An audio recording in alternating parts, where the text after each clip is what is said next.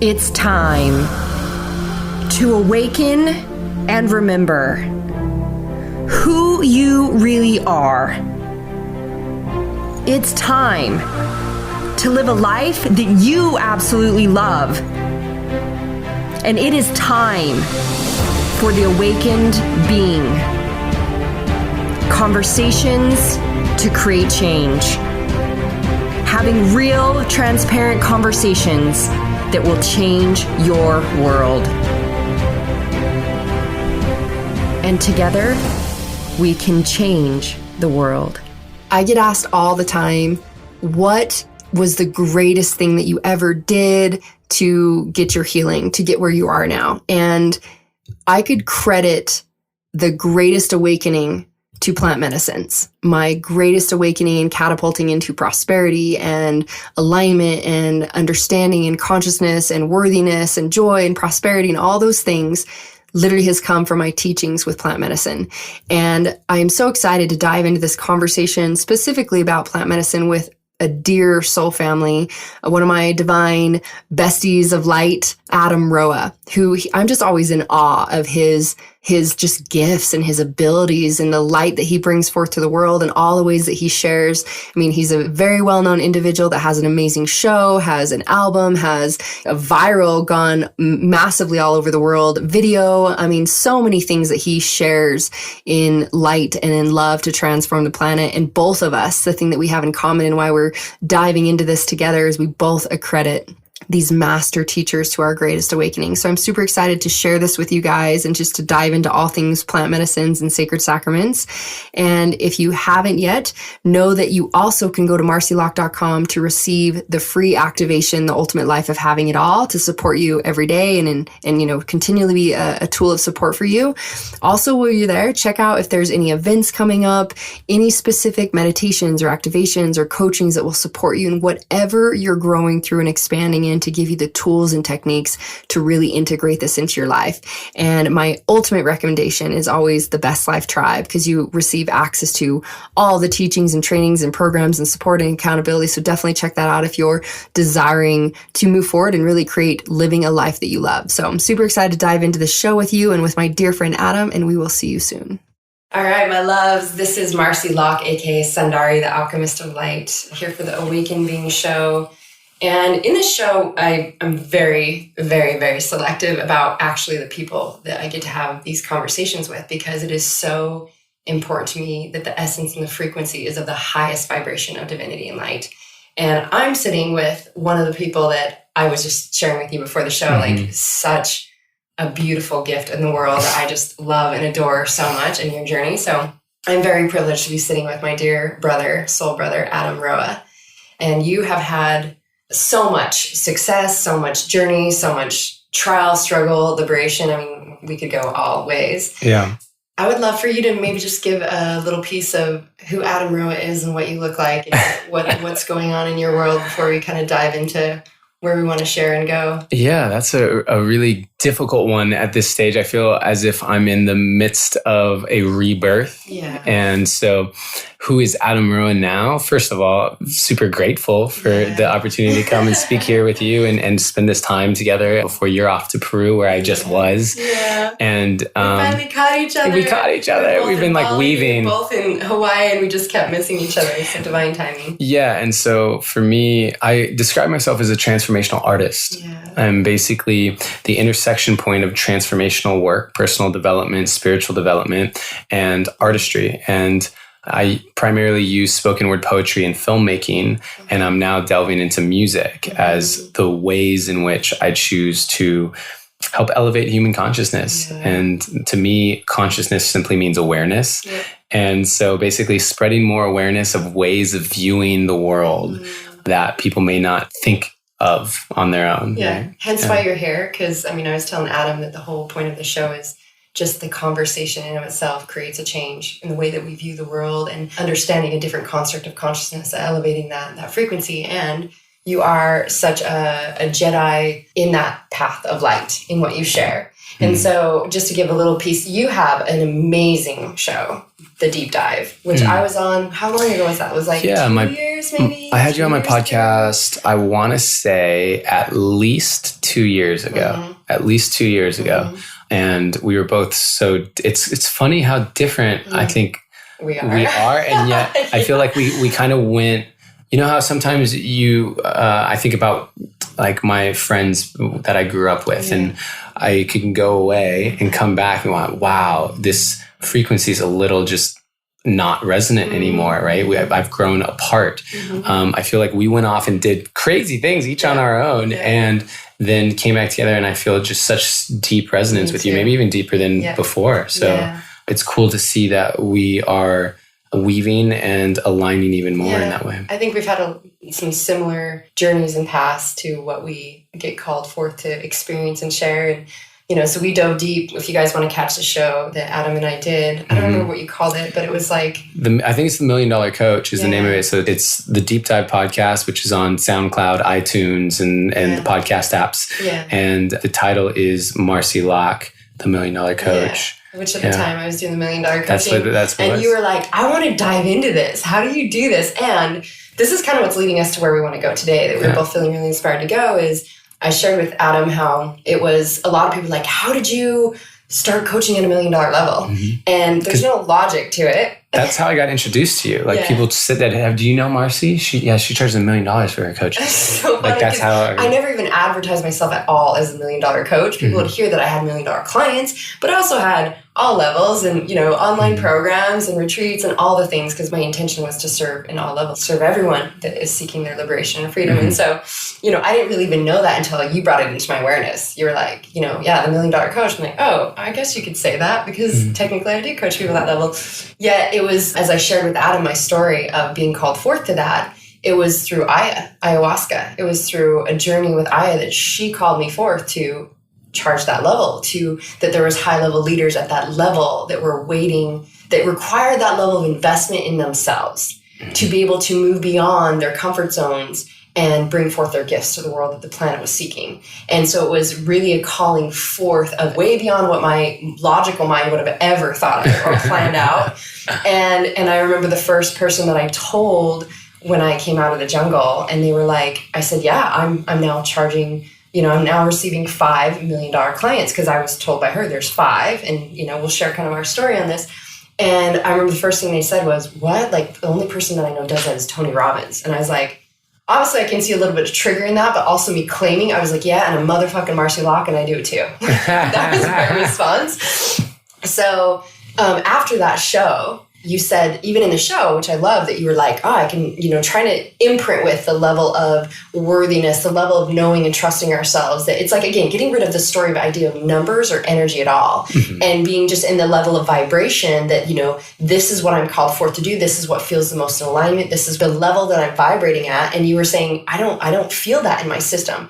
4 or 5 months later, you have an experience with Aya, got called forth the same way, which I've never heard anyone else have an experience of like, oh, I came out of the jungle from doing ayahuasca and I decided to get $1 million client, and you called that forth and you received your first $1 million client. Yeah. So Adam is one of probably the only people that I can go, I'm sure there's a million beautiful, amazing beings that have done lots, yet one of the people that I trust that can sit with me and have deep conversation about something that is so sacred to both of us, that we both have such reverence for.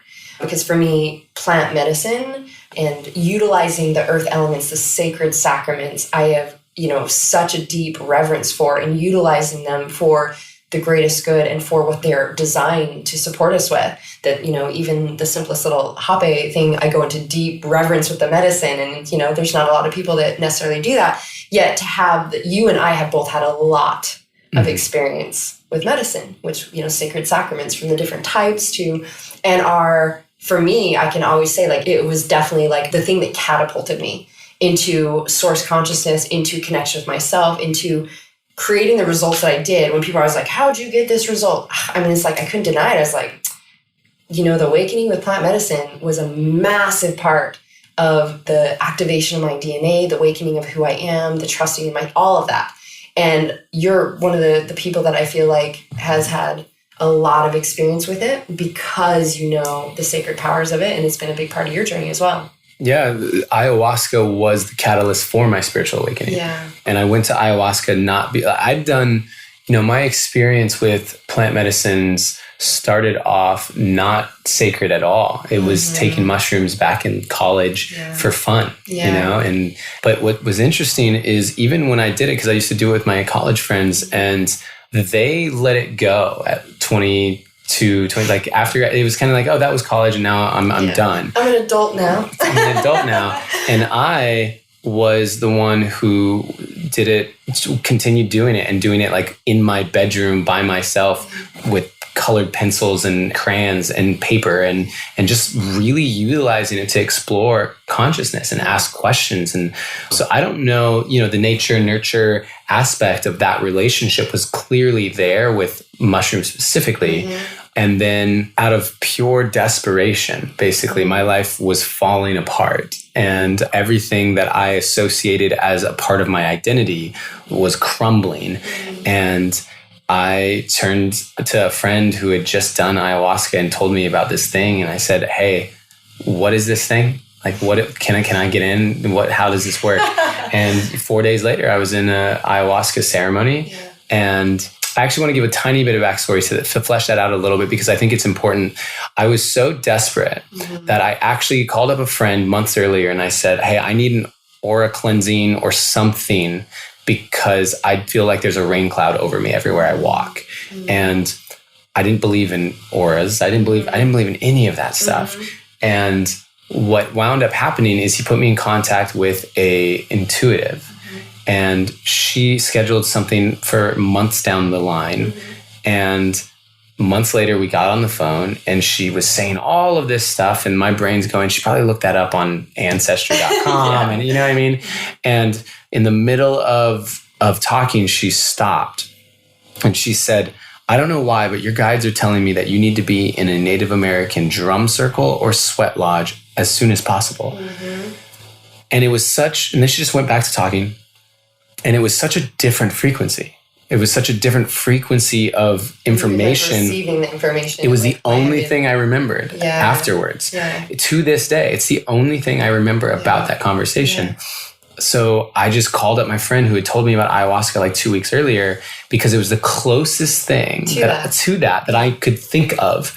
And so I took the action. And I think that's what's really important is when it comes to plant medicine, at the end of the day, I consider all plant medicines to be surrender experiments. And they're exercises in how much you can trust, how much you can surrender. And the more that you can, the deeper that you go. And the deeper you go in the depths of what we've been hiding or suppressing, there's this softness that allows it to come forth. The higher, I believe, our capacity as our vessels to receive bliss, joy, pleasure. It's like we get to, our range equates to our capacity. Yeah. And so it's just a well of feeling, right? I consider polarity. A lot of people think of polarity as this like line, and on one end and on the other end, I think of polarity as a circle. So when you dive deeper, what's happening is the circle continues to expand. So there's more, if you're just following this line of the outer edge of a circle, you're experiencing more of a range, like you're talking about, through the expansion of the circle itself. And so ayahuasca, going into that ceremony, I went in with such humility because everything in my life had come to me so easily. I was the kid who got straight A's without having to study, scholarship, all of the things. And I was so broken at that point that I went, maybe I don't know what I'm doing. Maybe I don't have life figured out like I thought I did. And that, they say, the crack is where the light gets in. And that was very much what happened to me, because I went into ayahuasca and I said, I don't think I know what I'm doing. People, I can see people who seem to have it figured out. How do I manifest the life that I want? And fully student mind, and went in and was blasted open. And from that moment, took the same level of ambition, drive, motivation, and intellect, like all of it that I'd previously had pointed in other directions. I pointed towards my spirituality. I said, I believe this so wholeheartedly that it's a whole different almost way of viewing the world. And I'm a newborn baby. So how do I just... It's a rebirth. How do I speed that up? How do I learn? How do I become a student? And it became hours of study almost every day. Mm-hmm. Yeah. So in your experience of that, what then led you to that being your main focus, conscious your main focus through the years? I mean, how long ago was that? Probably like about 6 years ago. Yeah, like that. I was about 5 to 6 years when I first worked with it was 2013. January 2013, I believe, was ayahuasca for me. Yeah.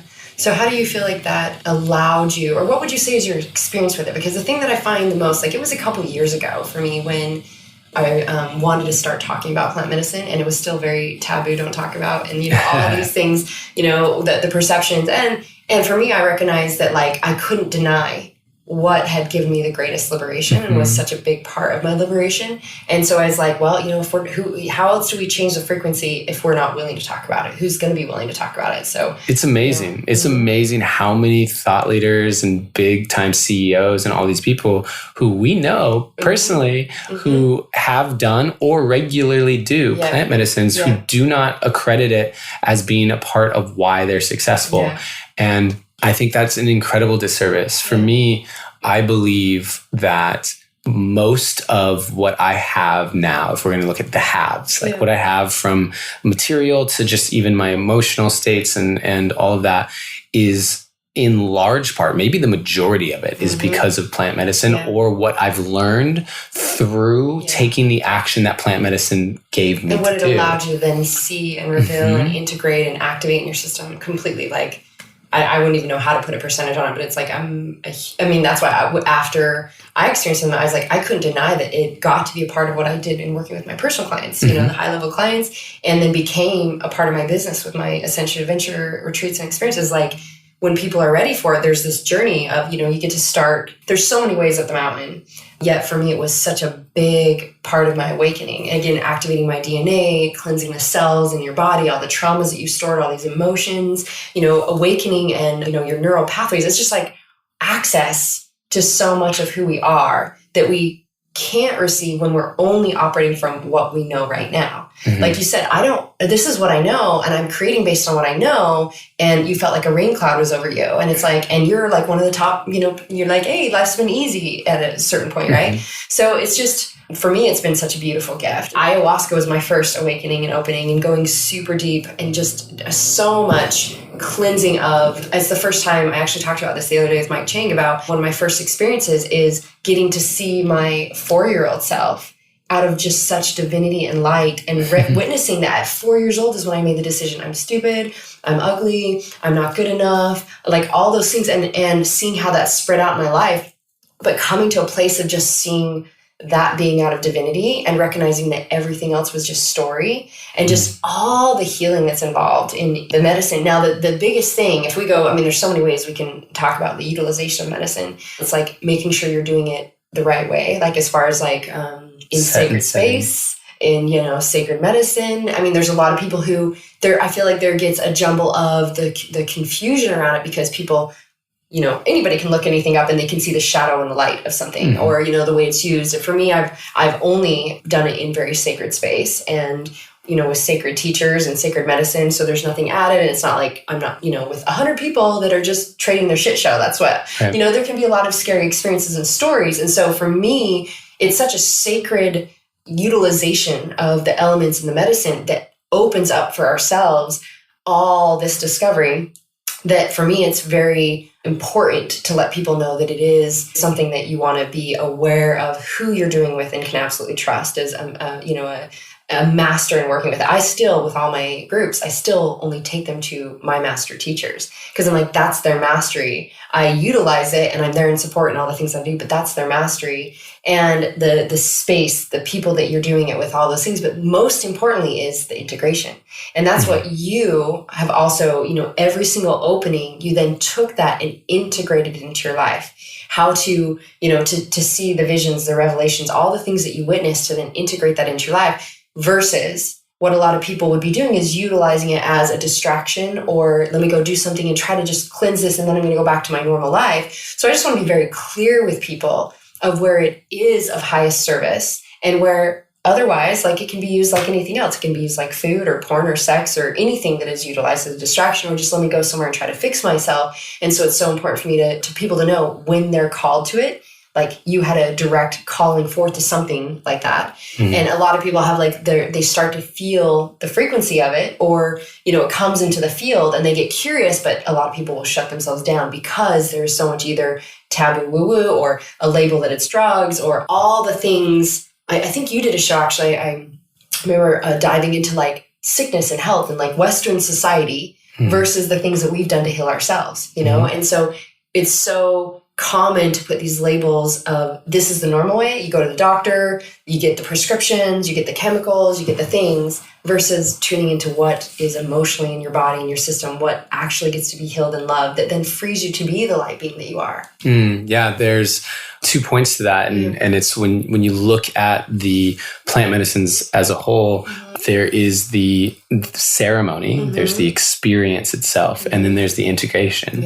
And when it comes to the ceremony itself, Terrence McKenna called it set and setting, right? And it's just, when you start to get into things like ayahuasca, iboga, maybe even psilocybin, depending on it, and San Pedro, and with clients for opening up and activating gifts and all sorts of things. So like all of those things, the set and setting is so important. And for me, I've probably sat in 12, 13 different shaman circles, and it's amazing how different they are. Based on who you go to. Who you go to, the setting itself, the environment. Exactly. I've done it within like a room full of 50 people, all like scattered. I've done it deep in the Peruvian jungle, and I've done it in very small groups of all friends. And it's the ceremony itself is deeply impacted by that set and setting. And I think a lot of people overlook, especially when they're first getting into it, because I've spoken to so many people who don't have like deep esoteric beliefs. So when I try and explain like the dangers of what happens when you open up your spiritual body at that level, and it's an unsafe container, what can be picked up? Like you can come out with more shit than you went in with. Because it's a trading issue. Because it's a trade. And so that's one of those things that I speak to it, but I think a lot of people who don't have, that spiritual belief, it can think, that doesn't make sense. I'm not gonna, I don't believe in that kind of thing. So it's really important. And then the integration, I actually often wonder what that percentage is. Is it 50-50? But the integration may be, 80-20, right? And so, because it's the best analogy I can think of in this moment is if you went to a doctor and they gave you a diagnosis and then you went home and changed nothing. Like what do you expect? If you went to a doctor and they said, okay, you have cancer, if you went home and changed nothing, you've basically accepted that this is a terminal thing and there's nothing you're going to do and you're going to die from it. So similarly, you go to ayahuasca or iboga or any of these and you get a diagnosis, an awareness, but you don't make any different choices. All you've seen is really what you're carrying that's going to continue to eat away at you. And if you went to a doctor and they said, okay, you have the flu or whatever, go home and do this. And you went home and you did that, and you did it on not just the physical level of eating good foods or fasting or however you want to approach it, or taking medication, or even like meditating and Reiki and right? All the different levels that you can approach that. I feel it's the same thing with plant medicines. They're giving you the diagnosis. They're letting you see it. And you will do some healing or a lot of healing in those ceremonies. And yet keeping that and actually embodying the shifts is going to be the result of what you do when you're back in your quote regular life. Yeah. It actually is why I started my company, Ascension Ventures, is because it was such a powerful awakening for me, activation, catapulting in my life into creating what I wanted. And I recognized how much confusion and fear there was, because there's either a ton of people who had done it and had bad experiences, or people who had, didn't know what to do or know all those things. And it was so important to me that I was like, I only want to create a space for people that can absolutely know they're held in support and love, that it is a trusted teacher, medicine, shaman, etc. The space is sacred. Like when I go down to Colombia, the space that we go to is like a portal grid on the planet. And it was actually prepared for 7 years before anyone could enter into it with, priests, priestesses, shamans blessing it. My shaman mama that I work with down there has worked with it since she was 7. She's 77 years old, and it's all she does. And so it's like, even, the experiences I've had were just, most people will just be like, it's so woo-woo out there. Yeah. Cray. And for me, that's why I had such massive shifts, is because the space was so sacred, the medicine was clean and pure, and there was only 10 of us who I knew exactly each person, and we were, creating that safe container and space. It's just like, that is so, so, so important. And for me, I recognize so many people don't know where to go or how to find out. They don't, when they start to open up to it, they're like, well, how do I find? And there's, a lot of shamans out there who maybe haven't had as much experience or are adding things to the medicine. So for me, it was a calling forth again. It was like, how do I create a space where people can feel trusted to go and have an experience that is safe and be able to do that? And the integration for me, I feel like it probably is so much more. The medicine, like you said, the sacred sacrament allows so much, but the integration, like for instance, I had a personal client that just came and did some VIP with me sometime, and I felt called and was told we do a journey day experience with her. And it was in her integration time, just a few days after, as I gave her some assignments to really tune in, like the day after we go deep into like heart mapping, integration, seeing anything that came up from it, anything in the system, patterns, behaviors that gets to be cleared, so that now she's integrating, moving into. And as she leaned in over those couple days, had so much more, literally got down to like 22 years ago, stuff that she'd suppressed and forgotten about, that was like pulled up. She felt like she was going through psychic surgery and all this surgery in the experience, but all of it kind of was revealed within the next few days as she leaned in. Now, her integration is not just a few days. Her integration could be, someone's integration could be, exactly, really, we're continuing to, it's like, for me, I tune in, and when I get called to medicine, it's like, it's time again. I'm being called, which I'm going to Peru to work with the Tree of Light. Mm-hmm. It's time again. Which I'm I just worked with. for it. I know, which we're going to talk about that too. And then it's like, it's just integration. Like there's so much, it's the alignment and the attunement, the recalibrating of your system, I believe, is a day by day, moment by moment. The micro alignments and the subtleties create the mastery and then create the vibration shift. Now, what was so powerful is in just those few days of integration. So she we dropped in before she left, and she's like, Marci, you shifted the stock market. And I was like, what are you talking about? She's like, she had something in her stocks that were like, it was dead for a year. No movement, just losing money. We do our weekend, and she feels like she cleared 22 plus years of stuff. She's actually said that she doesn't think she could have even cleared all that stuff for lifetimes in any other way, like going to a therapist, which is normal. I get that all the time. And I'm like, we did one day. When I go to Columbia and I take my peeps through 5-6 days, it's like massive shifting. And for her to have that much clearing in her system, felt like she fell in love with herself. She saw herself out of divinity, just felt like, was like pure love and light. This being was just vibrating at such a different degree that she said she checked her email that morning and had made $400,000 from that dead stock that changed so much in the weekend that she made $400,000. And she was like, it's the frequency I feel. It's the frequency I feel of how much I'm worthy now and I love myself. Mm-hmm. So we joked, we're like, yeah, you just paid for your coaching for the year with me. Totally. Just the weekend. Yet that is energy. That's why it's like when we get into the to-dos every day. See, we both live in a place where it's like we follow where we're called forth. Like we follow what's the most nourishing for our soul, which can feel scary as fuck sometimes. Like it's like, your journey with leaving everything in the art of choosing love, that you moved into this beautiful show that, you still have, I know you just completed. It's on YouTube. Yeah. The Art of Choosing Love. So beautiful. Adam's journey of feeling called to just travel the world and basically have a camera on you and share the depths of your vulnerability and transparency, which is why you are an artist of sharing these perceptions that create change for people. It's like, that was scary, I'm sure. I had the global citizen journey, letting go of everything, even my kids getting to move, all that was just like, felt scary, but it felt like such a pull forth, which now I'm like, I wouldn't be where this resonance you talked about, because we wouldn't be the beings we are without that beautiful part of the journey, yet we follow the energy. And so energy is all things, and energy is what we're vibrating as, what we manifest. Hence, you came out of the jungles, you said you just knew. You got to now receive $1 million client. You had the same thing, and you called forth $1 million client. I had my first one in 30 days. So it's like, when you take away okay, let me figure out the strategy and let me do the planning and the thinking, and coming from the ways that we've been taught to operate, and we can recognize and understand, how do I feel in my body? How do I feel in my system? What is my energy? Am I living in this space of feeling passion and pleasure and play and alignment? And if we're not in that, like, that is so much more of how we're designed and how we're meant to operate versus the idea of something else. Because then you look at our result and it's like, oh, we created the millions people are seeking, and yet it wasn't from, I got to figure this out, do logic. It actually came from the cleansing in your body, the activating, the integrating it into your life, and the vibrating that at an energy. Yeah, it's a different way of viewing the world, honestly. I think we both share it, which is that everything is just frequency. Yeah. It's just energy. And so also the belief that like attracts like, right? The energy that we are putting out into the world will find us.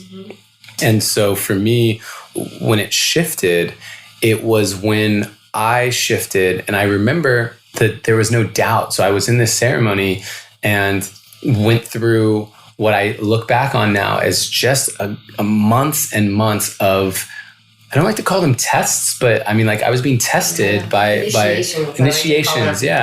Several different initiations, from the physical body to the bank account to the mental to the spiritual to the, like, how deeply was I willing to surrender? How deeply was I willing to trust? And so after this one particular ceremony where I fully let it go, I truly just fully released.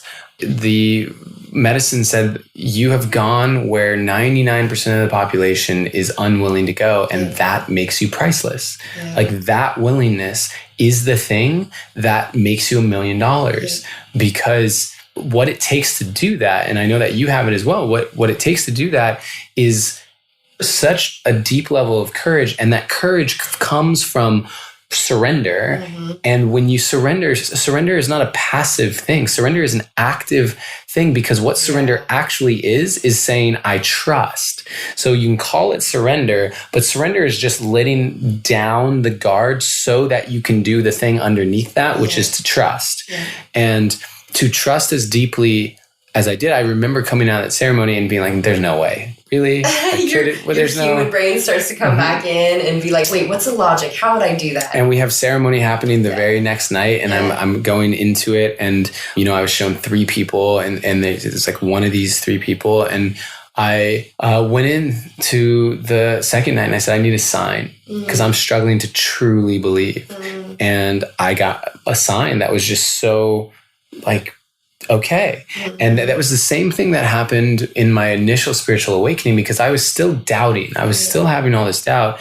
And it got to a point where there were these validations that happened outside of ceremony about the things that I saw in ceremony, and et cetera, that it actually became more illogical to not believe. Like, it actually, the tables turned where I went, it makes no sense that all of these different things could be just random coincidence. The actual probability of that happening seems so unlikely to me. It seems much more likely that there is some sort of divine, energetic something, consciousness at play here. And that's when I chose to believe. And similarly with the $1 million thing, I just, after that second ceremony, receiving my sign, there was no doubt in my mind. And that's how we create, right? When there's no doubt, you now become an embodiment of whatever it is that you don't doubt. And the biggest issue on the planet right now is most of the people are embodying their doubt. Exactly. Yes. Right? You become an embodiment of doubt because the doubt is the thing that you actually believe. So, and this is totally, and this is something that I actually am continuing to be with. And one of the things I admire about you, because I feel like I encounter people who seem to have almost no doubt, and maybe they do, but the part of me, like, still holds on to pieces where I go, it might all be bull. You know what I mean? Like, yeah, if I look at just the craziness of what happened to me in Egypt and Peru and all these places, as I've followed in $1 million and all the things, I go, how could I possibly have any doubt? And the reason that I've identified for myself is I actually have had, because it's in the process of being worked through, this belief that the doubt is what connects me to the humanity. Yeah. The doubt is the thing that most people have. And so if I continue to have the doubt, it's the thing that lets me, like, I have to prove it to myself. And by proving it to myself, I've reverse engineered it so that I can translate it to other people.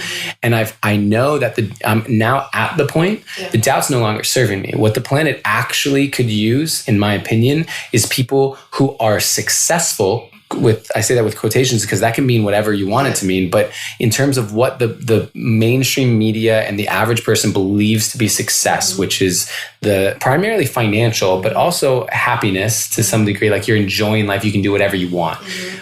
We need more people doing that, living that lifestyle, who have achieved it by releasing their doubt. So now my journey has been and is, how do I continue to release the part of me that is holding on to that out?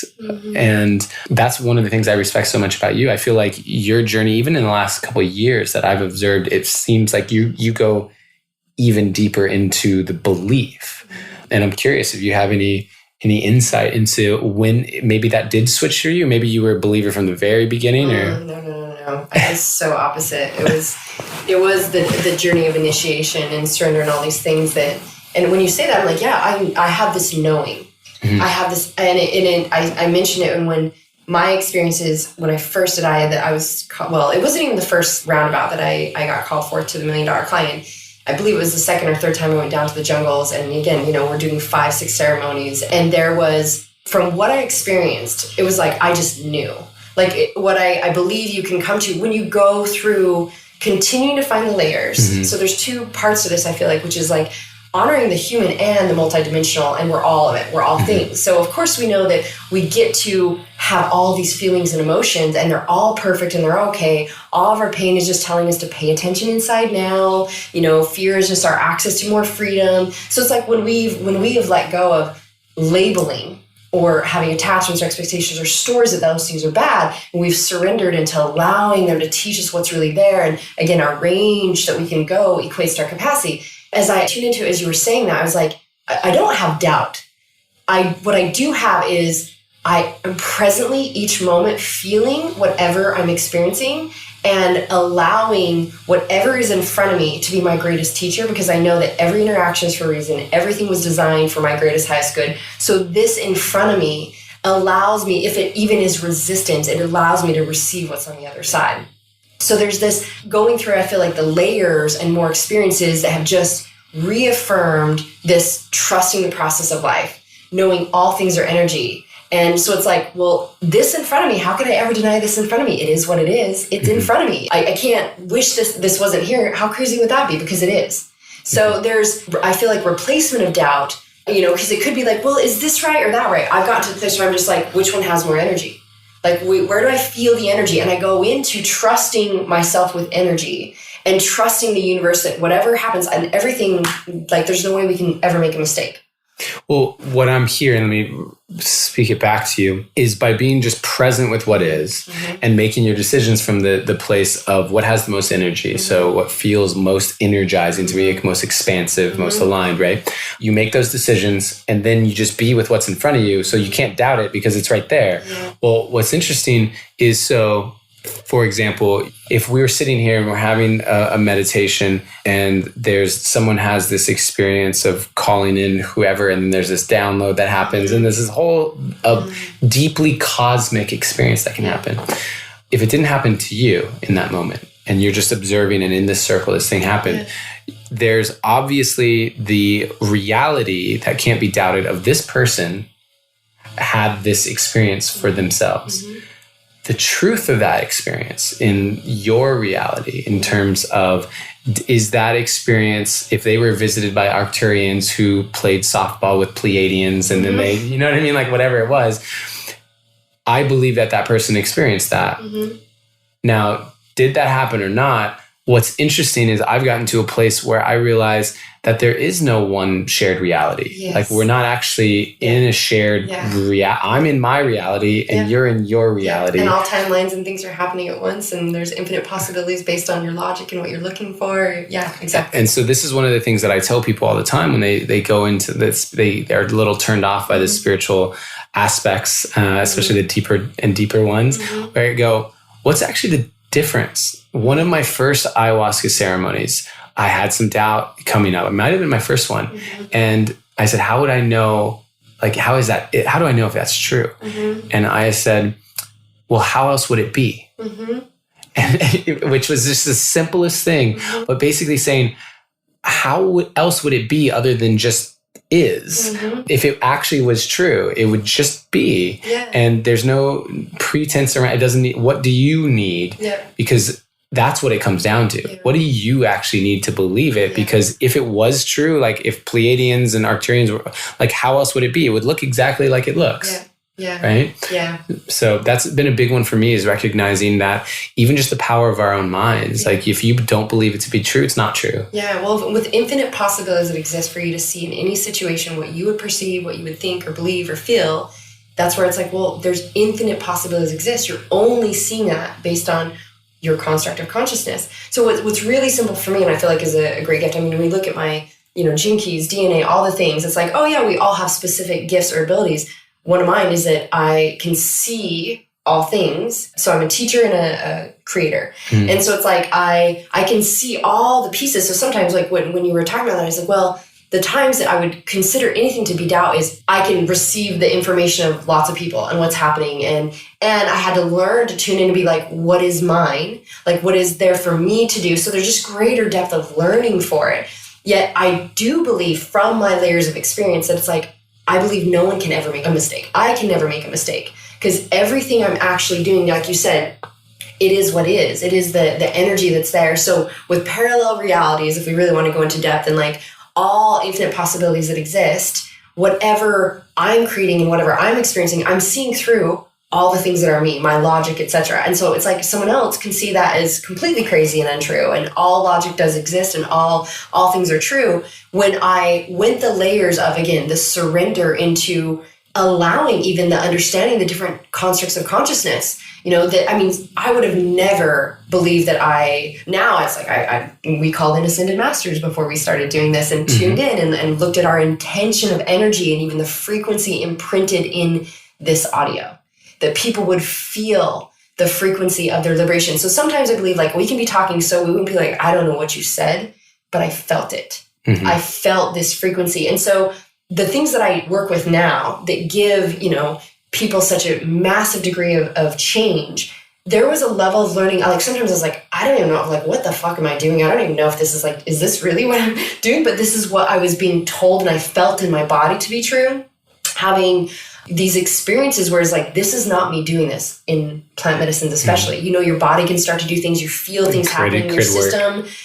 Grid work happening. I mean, what it opened up for me, the fact that I could look up and I can see the quantum field, I can see light language happening. Now, 5 years ago, I would have been like, what's light language? Like, what are you talking about? Like, I wouldn't have even, there's so many things that got opened up for me that I never would have even had an inkling of understanding around if I hadn't continued to be open. I still consider myself a kindergartner in life. Like, the more I learn and know, and people consider me one of, it's like I've done 20 plus years of deep dive, just all I'm here for is constant depth of consciousness expansion and being a channel of that truth and liberation for others. And so it's like, it is my life. I live every day. And that's why I live in a place of moment by moment, evaluating what is my energy saying. And when I go back I feel like it gets really easy when we go back to the laws of the universe and energy. Which are? Which is like, even to look at if in each moment you go, am I expanding with this, or is this allowing me to contract? Is this bringing me closer to love or the reality that I want, or is this creating my own suffering? And is it creating separation, or is it creating unity? Like, so when we go back to even just the law of energy, you study the Kabbalion and all these, like you talked about polarity, the law of polarity. It's like, it's not this or that. There's actually several degrees. In the Kabbalion, they talk about, well, which degree does it become hot versus cold. There's several degrees of hot. There's several degrees of cold. And so when we even see a greater understanding that everything we've ever experienced, we can actually see as like your journeys allowed you to discover your gifts, right? And so it's like from I always say the gift is in the shit.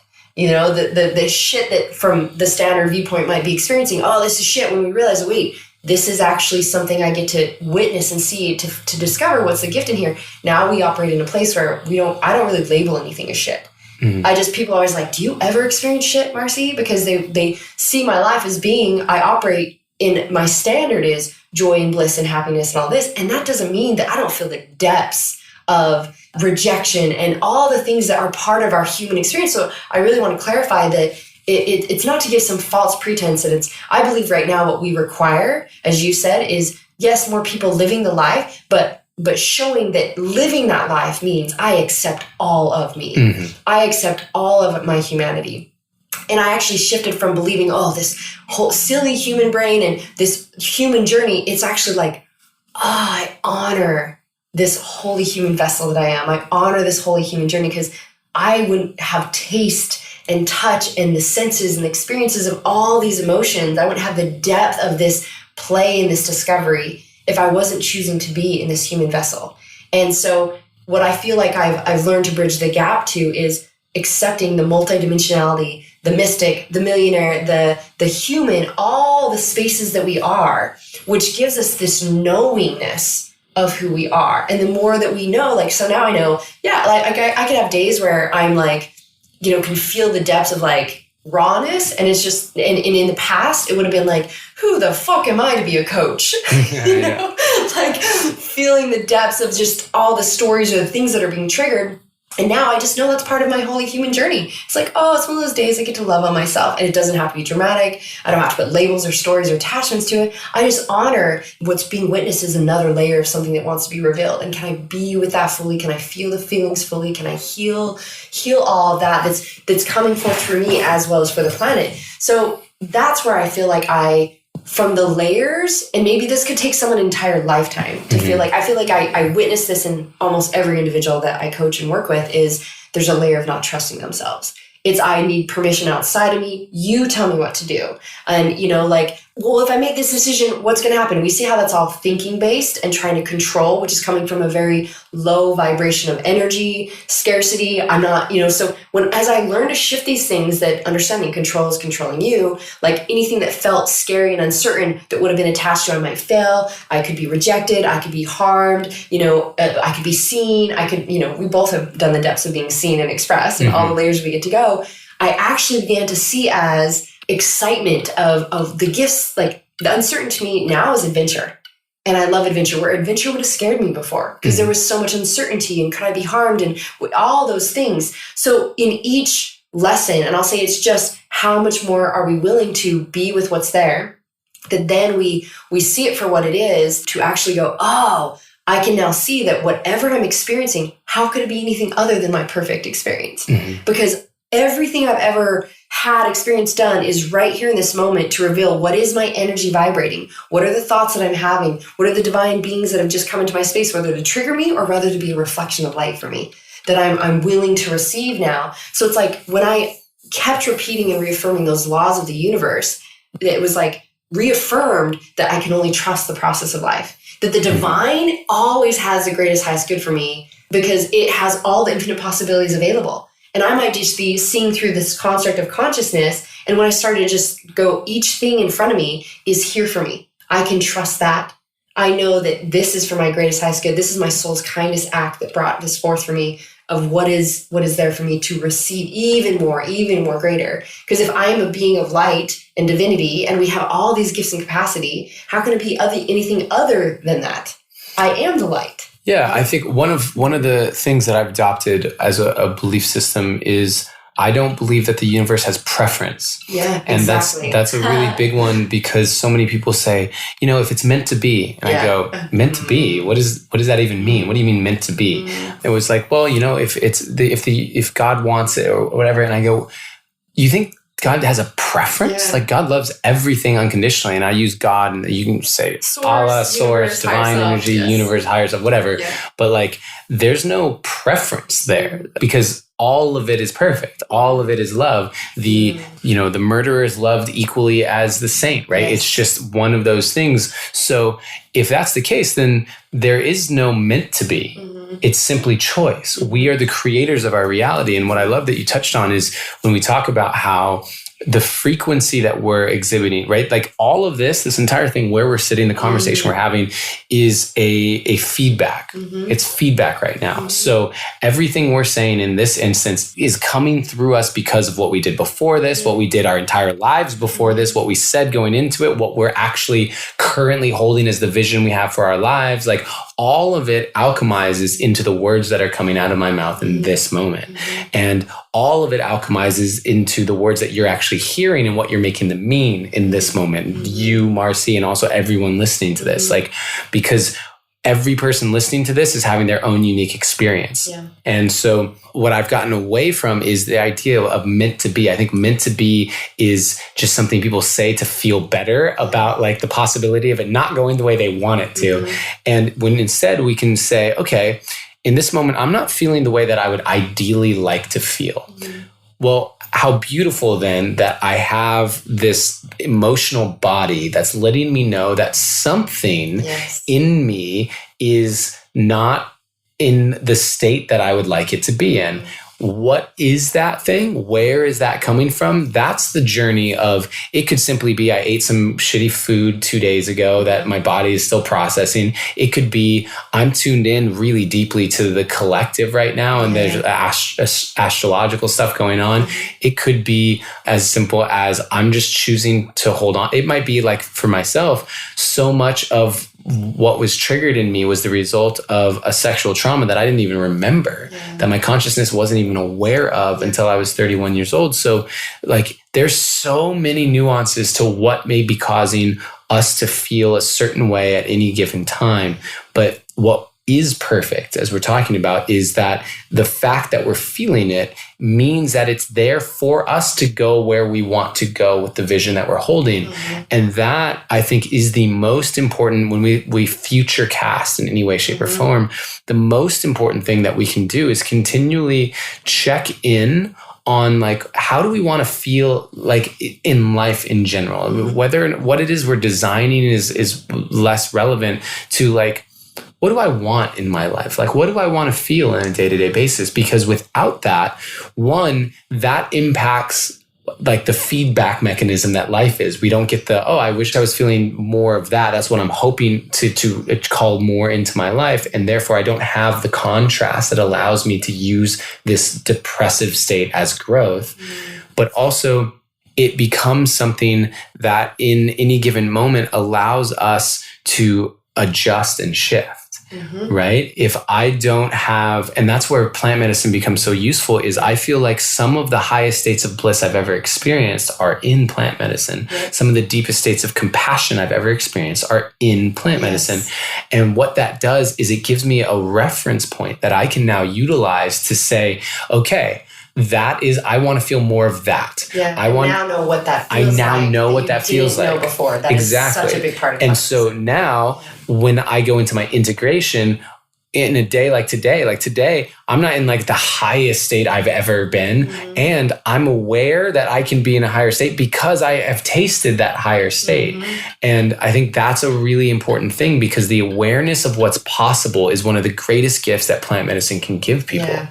That is a huge part of what I feel like it accesses to. It's why you're wearing the Frequency Alliance key on your body. And we look at like giving us, so I see it as, you know, the whatever experiences we've had, whatever traumas, stories, programs we've been given is what we see life through. And it's what we know as our regular motion. And so it's like, that's what we're repeating constantly. That's what we're feeling every day. We rewire that in our system every day, same neural pathways. And so you've never had this view, like when people, you know, they have visions or different things based on, again, what success looks like. And when we create a new construct to be like, actually, if success is you're happy, you're fulfilled, you're satisfied, you know, you're in acceptance of all that you are, we stop producing stories that it means I look perfect all the time and that I have money and that, oh, I get to do this or I get to do that. And we actually reframe and create a different context of understanding, it's when people get a context of what's possible, they go, oh, that's what that could look like. But yet in our bodies, they have no feeling, or like you said, the vibration. When you first tuned into the $1 million thing, you were like, I can feel in my system, but I don't know what that feels like. To be at a place where I could say, you can pay me $1 million. I am worthy of that. And I feel like the value that I give you is priceless. But that honesty, that ability to say, I want that. Like, I would love to be a millionaire, and I can feel the part of my body that's, when I say it's $1 million to work with me, goes, no, it's not. No, it's not. You can't say that with a straight face or whatever it is. Or without a feeling of like, irritation or tightness or contraction. I'm a fraud. Like whatever it is. And so to actually become a match to it, that gets to go away. Yeah. Because the reality in which that is the case, like right now, for both of us, we can say that with a straight face because it is. Like the feeling of like, that happened, that's done. Great. What next? Like that just happened. There's no doubt anymore. So therefore, to call in and be living in the timeline in which that is the reality, it just hasn't happened in linear time yet, but to be on that road, the doubt isn't on that road. The doubt doesn't exist on that road because it happened. And that is one of the biggest pieces for me right now, like in my own journey. And that's, when you talk about how I've shared like the art of choosing love or on my podcast or whatever, one of the reasons I share so openly and so vulnerably and raw about everything is because I recognize that I am an individual who is achieving really amazing things on the planet. I feel really good about what I am, the impact I'm creating. And I want people to know that I'm doing all of that while working through my doubt. I'm doing all of that while I'm working through days where I'm like, I just don't want to do any of it anymore. Like, I don't want to be seen today at all. I don't want to do any of it. And like all of that is a part of my experience right now. And I'm still creating the things that people send me messages saying, oh, you're a role model. Awesome. That means that if you're feeling any of those things, you can do all of it too. You can achieve your dreams too, because I think that in a lot of my life, I used to think that I would achieve my dreams when I was past these things. Part of personal development, like such a good personal development being okay. Well, when you're healed, then you can blank, blank, blank, blank. And the truth is that I don't know anyone that's healed because we're all on a journey of just remembering more and more of our infinite divinity. And that infinite divinity means that you will actually not ever find the end of it because there is no end. And so it's just a matter of accepting, like, I can do anything I want. And as I'm moving through the creation of that, all of the parts of me that are not in resonance of that vision are going to continue to rise to the surface. And so in many ways, in personal development, if we're committed to continuing to develop, we're going to continue to have those things show up. The next layer, because we're committed to going deeper and deeper into our own divinity. And that means that some of that stuff gets to get left behind. Well, and talking embodiment, because there's the reference point that we're going into in embodiment. For me, it feels like the same things that I've believed and taught from years ago. Like through my journey this last year and a half, it was probably about a year ago when I was in India and I took myself on my own psilocybin healing journey that I felt called to do when I witnessed, again, things coming up that was like, oh, and I felt really called to work with the medicine and be with all these things. And I had, I shared on one of my shows called The Luscious Love Affair with Myself, and where I literally had the most awakening opening to falling in love with myself in another degree. It was just because I was called on that journey of, again, letting go of any outside identity, validation, anything that was even the money, even the millionaire clients. It was like, can you actually love all of you if you have nothing at all? And if you, like, nothing is there other than you. Can you be with all of you? Can you receive and love all of you without something saying that's why, etc.? And so it was like this, and I remember coming out of that and being like, I get it. Like, and feeling this whole other resonance of imprinting in my body and feeling my system. And if you look at one of the very first journeys I ever did with Aya, that was the beginning point of me seeing myself out of love. It was probably one of the first times I could fully witness me as a divine being. Now that gave me a reference point to feel such an immense love for myself, which then for several years, each time, and that comes into integration of being like, I'm worthy of being treated well because I, again, train other people how to treat me by how I treat myself. So that meant, can I give myself a massage every week?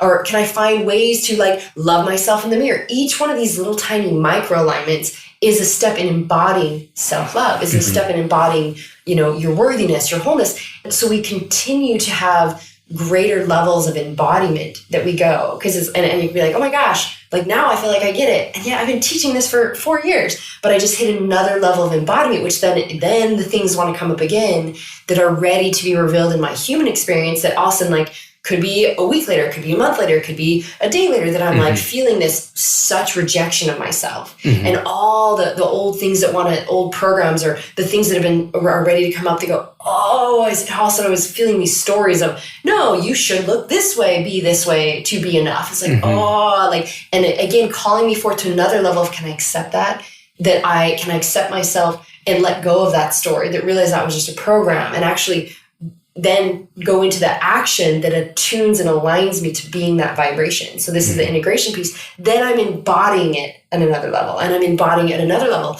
And what is so powerful that I love that you shared is creating that reference point so people really get that if you've never had a feeling of divine unconditional love for yourself, how can you ever know what that's like? And so a lot of times on the surface self-empowerment, again, I call it surface because I feel like it's scratching the surface. It's like we go, well, let's use an affirmation of like, so let's say we want to call in love. So we're like, all right, I love receiving love. I love, being in love or, love is everywhere, whatever they say. But whatever their reference point for love is what they're calling in.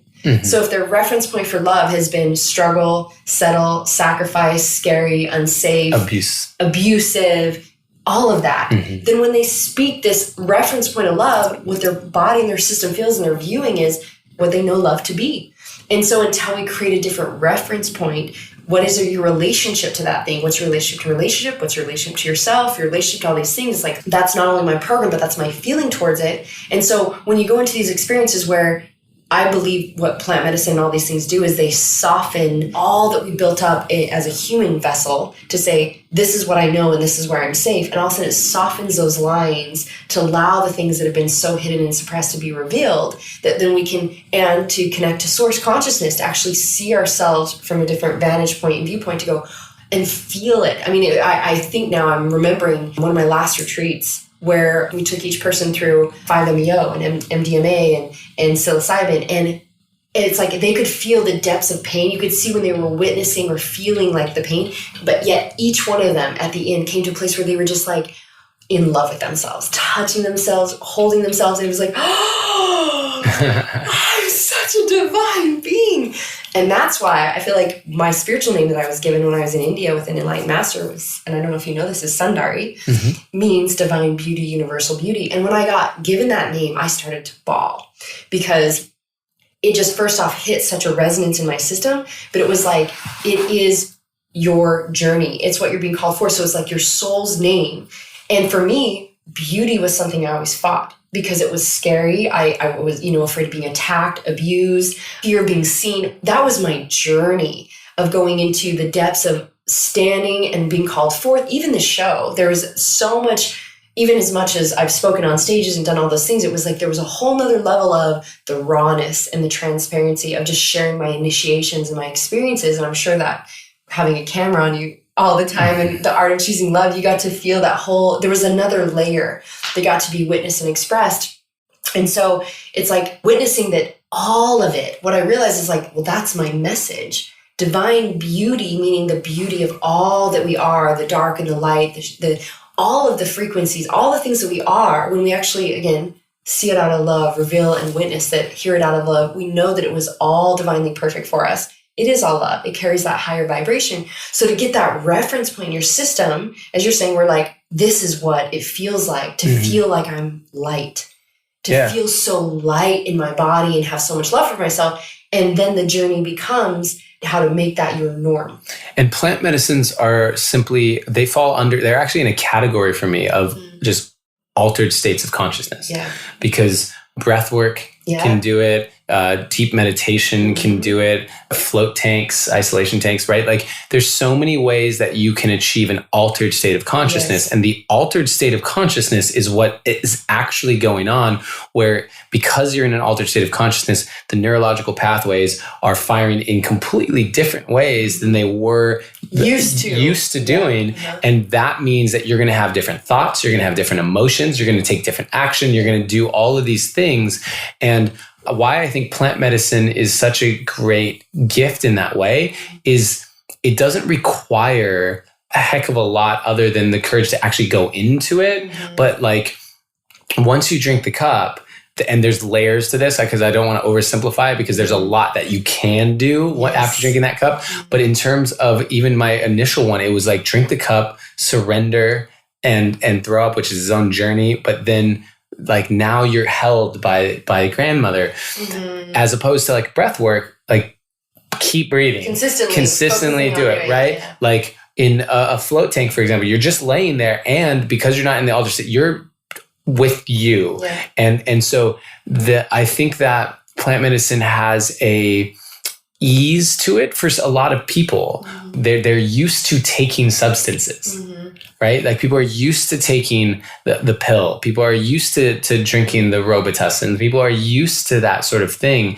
But like sitting and getting yourself to do the breath work or the meditation, go to a Vipassana, like it for many people can be a bigger ask. And I think that when we talk about it, it's important to just recognize altering your state of consciousness will do this and open you up to more and more. And doing altered states of consciousness in intentional settings is really important. So that can look like doing breath work with a specific intention. It can look like even just doing something like, listening to music you've never, like a type of music you've never heard of from a different part of the world that has a whole different scale of music, while brushing your teeth with your left hand instead of your right hand will do a similar thing where you're just going to have different thoughts than you've ever had before.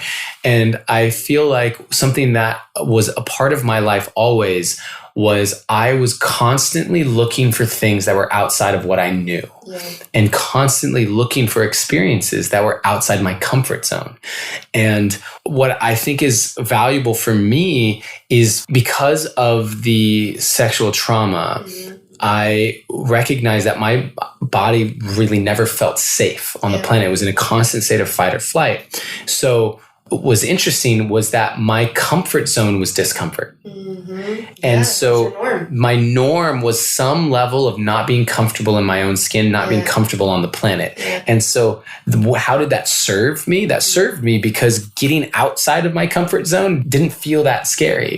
Getting outside my comfort zone, the contrast between the comfort zone and not the comfort zone wasn't as high as I think it could have been for people who were incredibly comfortable where they were.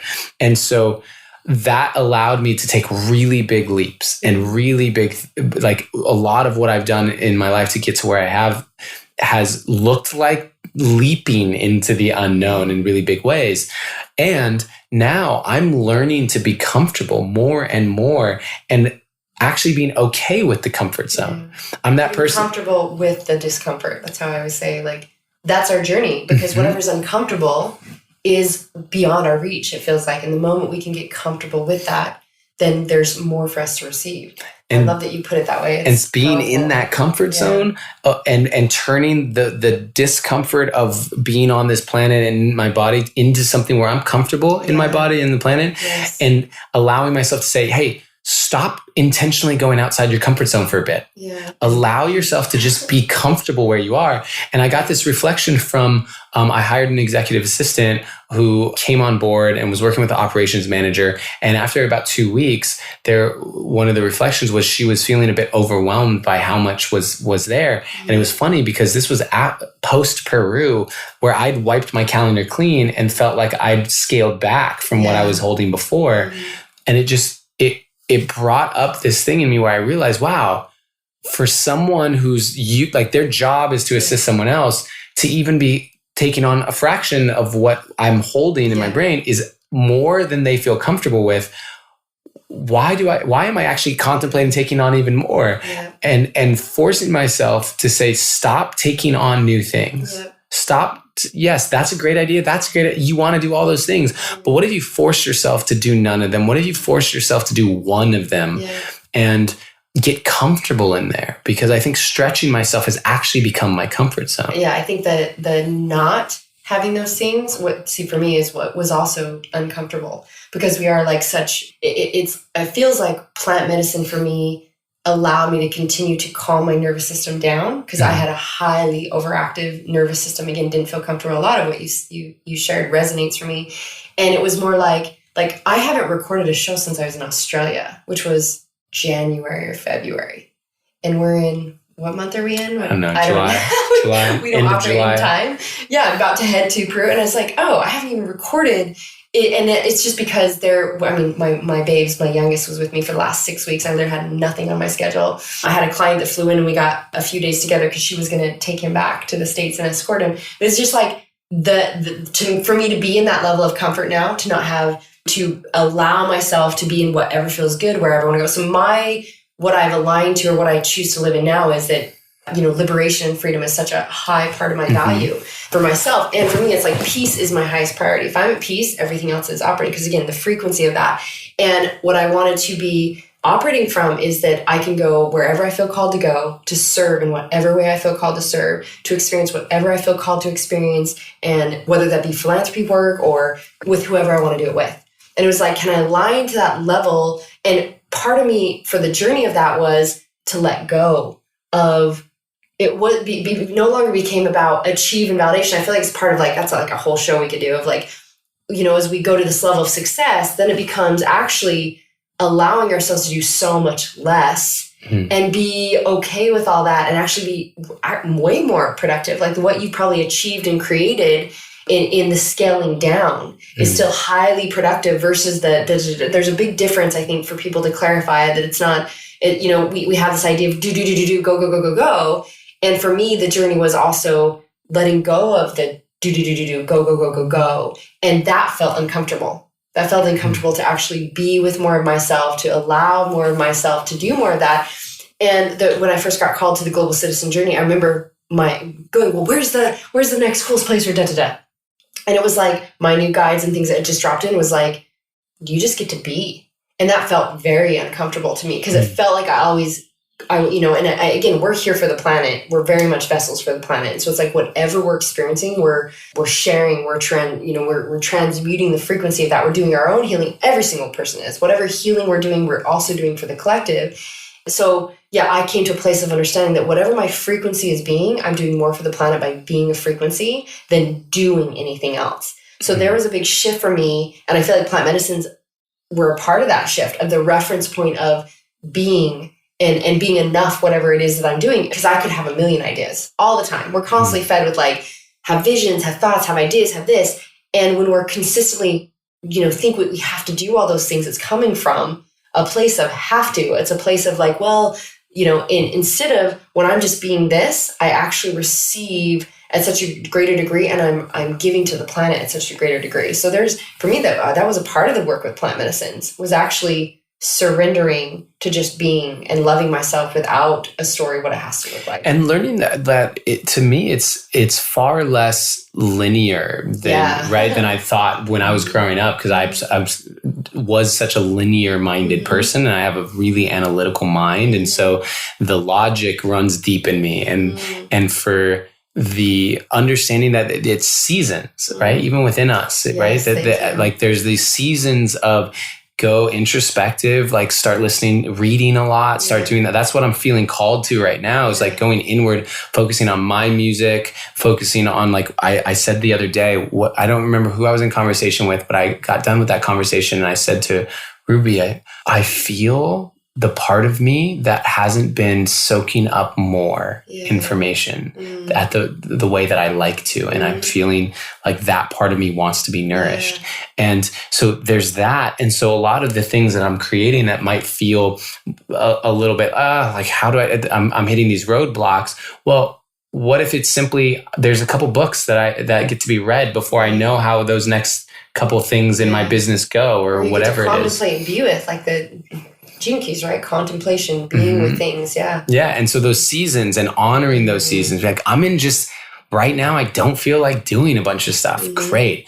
What that means as far as business has been the thing that I'm learning because I was a solopreneur for so long and I had my previous partner, we were together and we created everything together for the most part. So when I was in one of those phases, she could move something forward. When she was in one of those phases, I could move it forward, or we could be in like the stopping or the moving together. But there weren't people like, hey, what do I do this week? Or whatever. There weren't projects that were like, hey, we did this, we're waiting on your response. Yeah. It's like, and so I'm learning that navigation now, learning like the organism that is a business and how does that continue to move forward while I get to honor the fact that I don't want to look at emails for the next 10 days or whatever it is. Yeah. And how you get to be supporting that. And I love that you brought forth that there's the seasons that we go through. Because again, this is just us actually revealing this is a part of the process, you know, where you're called to just do nothing. You're called to be, you know, I know for the next couple of months, I've been clearly seeing that I'm going to be in deep initiations. It's like I'm going to work with the Tree of Light, and then I get to be,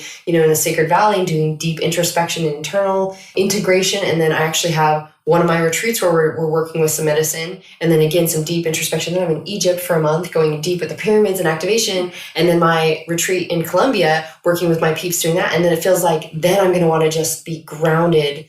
And there's then the phase of like, now I want to create. You know, like now like all this stuff wants to come through me. And so like you were just in a year of the art of choosing love, where you were just in constant creation. And so now your soul's like, I just want to be and receive and like learn and what else is in me and what you're coming forth with now, this new music. It's like, that's next level of discovering more parts of you. And more gifts that you have to give. And so it continues to evolve. The crazy thought would be like, we're going to get to this point. It's like the structural thinking of like, if I do this, I do that, then I'll get here and then I'll be happy. And you brought it in, and that it's the journey, isn't the beingness in this moment. The healing is always taking place. That just is receiving more and more of what we are, more and more remembrance of our divinity and what we get to experience, we get to express. And so the gift of all these things, right? Like breath work, meditation. I think all these things are, it reminds me of the study of the Kabbalion and our 10 energetic systems. And when you dive deep into each one of our systems and what it requires for its remembrance, for the activation of your energy and all these things, they're all the one's the chakra system. What does that look like to be? One sound, you know, like the physical body is one. So it's like each one of these things. And I was like, no wonder I felt called to this, then I felt called to that, and then and it's like all these things that I got to experience, each one gave me a greater awakening of myself. And so as we talk about plant medicines, that is one of the beautiful, and as we both said, it, you know, it's so sacred to us because it's what we consider to be one of the greatest openers and activations of our experience. And then along the way, there's, can I be with my breath? Can I open up each day, instead of me using a medicine, can I actually be with my breath to fire up my energy, to light up my soul, to access things of, you know, open up my neural pathways in my brain. And how do I get to utilize this, that I have life force energy within me? And, you know, breath that is life here that I wasn't recognizing is always available. So I feel like these things like plant medicine, a lot of people don't know is available, becomes a way that we can. And then there's daily integration of all the ways that we access these parts of us and just our beautiful journey of, like for you, expression and the gift that you are to the world. Thank you. Yeah, it's a journey at the end of the day, and it's completely unique to each and every individual. And I think the theme that we've touched on today is really around removing the judgment of the journey, and also removing the idea of what it should be or how it should look. I think for both of us, neither of our lives have gone the way that we would have designed them. Ever thought. Yeah, right. And yet I wouldn't trade a single moment of it. And even now we each have things that we are working on developing and aspects of ourselves that are coming online. And I just feel like encouraging anyone listening to this to recognize how similar they are to us and how similar they are to anyone that they may look up to or listen to for any reason. And just continue to say yes to what you said is like, what's bringing the most energy that I want in each and every moment. Yeah. What's the most nourishing for our soul? Where we're being called, and whatever is there is for our greatest adventure and for our greatest fulfillment, for our greatest joy. That's what I trust. And it's come from the daily practice of remembrance, the witnessing all things and coming to that place. And you're just such a beautiful reflection for me of someone who chooses to go the depths and reveal the gifts that are there, and then how you transmit that to the world. So I just appreciate you so much. I'm so happy that we got to see each other and actually dive in and be together. And you're just such a bright light in the world. So thank you for anyone obviously listening, definitely check out Adam's show. You've got The Art of Choosing Love, which is still available on YouTube. That's on YouTube, or theartofchoosinglove.com, and then the Deep Dive podcast. Yeah. And then I have a lot of online real estate. They can go to adamroa.com for like the hub, or find me on socials, Facebook, Instagram. Yeah, and you might have already seen, like, you had that one video that went viral. Yeah. Gold Coast. Goldcast, beautiful, poem. Yeah. Oh my gosh. Like, and you shared one the other day that you were just downloading your writings. So this is like so beautiful to have this level of expression that you have and you share with the world. So just thank you for that again. And I appreciate you getting to dive in another way, deep dive in the Awaken Being show this time. The Awaken Being show. Yeah. Congratulations on this new show. It's really cool. I think that it's so funny because when I was introduced to just your presence, it was as like the $1 Million Coach. And as I've gotten to know you, I'm like, that is such a small, like inconsequential almost aspect of what it is that you truly do. And the more I get to know you, the more I love you. And so I'm really glad that you're actually doing this and putting this message out in this way. Thank you. You're a great reflection of like I said, I don't listen to a lot of shows because I'm always in my own, I'm so in my own world of what I'm creating and experiencing and being. And yours is probably one of the few that I've listened to. And I've caught several, and I just, every single time, I'm just like, fall in love with you more and what the messages of truth that you share. So it definitely is, you've been a great example for me of just continuing to be a vessel of expression and all that we get to do. And so thank you for reflecting that. Yeah. So thanks for joining me, you guys. We love you so much. Take these golden nuggets and apply them into your life. The whole point of this is to integrate, to witness the different possibilities, the infinite possibilities that exist for each of us, and to just witness what it is that you want to create in your life, and how can you now take some of these tools that we've been talking about and apply them, that you can begin to start experiencing a greater level of love and joy and remembrance of who you are as well. This was the ceremony. Yeah. Now's the integration. Yeah, that's right. Perfect. Much love, everybody. Thank you, my friends, for joining me for another amazing conversation to create change. To allow that change to take place, please integrate the tools so that you can really receive the change into your life. And I invite you to join us for even more in the Best Life Tribe and continue on your path and your journey. And remember who you really are, a divine being that is already whole, already worthy, completely deserving, and fully capable to now claim and live the life you love.